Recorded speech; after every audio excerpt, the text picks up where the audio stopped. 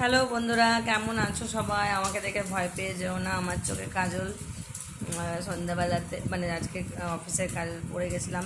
তারপরে আবার একটা নতুন কাজল কিনেছি। কাজলটা ট্রাই করার জন্য সন্ধ্যাবেলাতে কাজল পরেছিলাম, আর আবার কাজল পুরো ঘেটে গেছে। মানে আলটিমেটলি কাজলটা ভালো না। আমি সুগারের কাজলটা ইউজ করি। তো এটাও কি একটা সুগারের ছিল না, একটা পপ ভাবলাম, জানি না, একটা দামটা কম আছে, এটা নিয়ে দেখি, ভালো না।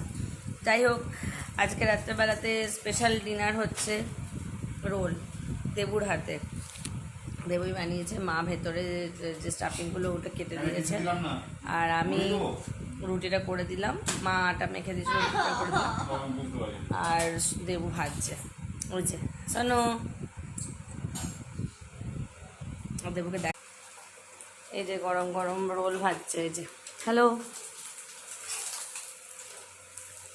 রোলটা খুব ভালো ভাজে দেবু, বেশ দু পিট করেই ভাজে, ভালো লাগে বেশ।